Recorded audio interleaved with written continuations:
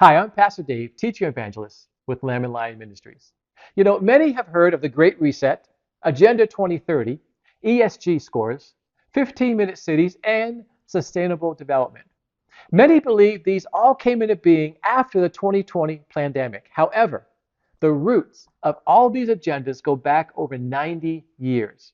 And by looking back at history, one can clearly see the direction world leaders are heading right now. The agenda behind the Great Reset, Agenda 2030, ESG scores, 15-minute cities, and sustainable development all make complete sense when you look at the historical roots. Let's go back 105 years, back to 1919, just after the First World War. We're going back to 35th Street in New York City. An American engineer named Howard Scott helped to form the Technical Alliance, which was created to track the economic and social trends in North America. The goal was to prove how wasteful the United States capitalist system was. According to their website, when Scott was asked what he was going to do with public opinion, he said, quote, "What the public thinks does not matter. It makes not the slightest difference what the public knows about it or not." End quote. Does that response sound familiar? The Technical Alliance lasted only 2 years, ending in 1921. However, it led to the creation of the Technocracy Movement. The Technocracy Movement was birthed at Columbia University in 1932. Now, its main goal was to replace politicians and business professionals with scientists and engineers. Their plan was to have scientists and engineers oversee the United States economy.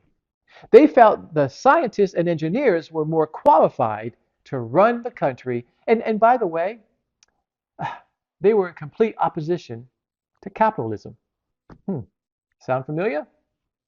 In the late 1930s, the technocracy movement hit a wall when it was replaced with President Franklin D. Roosevelt's New Deal. You see, the New Deal was a series of programs and financial reforms enacted by the president.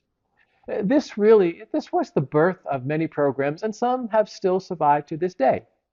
Programs such as the FDIC, the Federal Deposit Insurance Corporation, the SEC, the Securities Exchange Commission, and Social Security. The outcome of Roosevelt's New Deal was a dramatic increase in the power of the federal government, and it established the president as the primary authority within that federal government. The New Deal era lasted from the 1930s to the 1970s. In 1936, anyone who was in support of the New Deal was considered to be progressive, and anyone who opposed it, well, they were labeled as conservatives. Does that political divide sound familiar? In the early 1970s, that saw the creation of the Trilateral Commission, and David Rockefeller was the main force behind its creation. The Trilateral Commission is not a government agency, but a private one, which includes leading figures in politics, business, media, and academia. In fact, the Trilateral Commission's original bylaws, they denied membership to public officials. Its whole existence and focus was to develop greater cooperation among all countries around the world, specifically the United States, Japan, Western Europe, and North Africa. A designed global plan, eventually leading to no borders. Sound familiar? The plan is designed to eventually lead to a one world economic system. Sound familiar? How did we get the Great Reset? Agenda 2030, ESG scores, 15-minute cities, and sustainable development. It all started in 1919 with the Technical Alliance, which led to the creation of the Technocracy Movement. The Technocracy Movement then, that was placed on the back burner for several decades until the 1970s and the creation of the Trilateral Commission.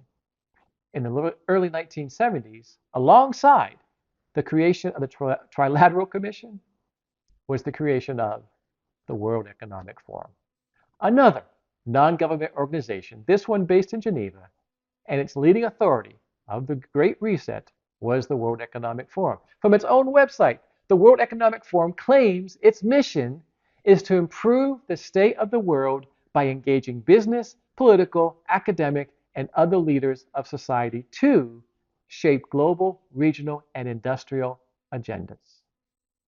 The Great Reset is said to be an economic recovery plan launched in response to the pandemic of 2019. Let's look back and see, how did the launch of the technocracy movement work out?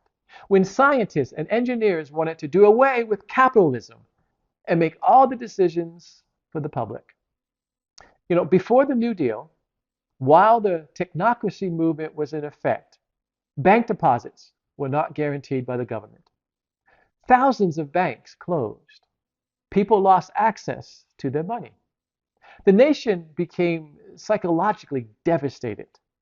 State governors had authorized bank holidays, meaning they were restricted on withdrawals. You could not get your money out. Many Americans had little to no access to their bank accounts.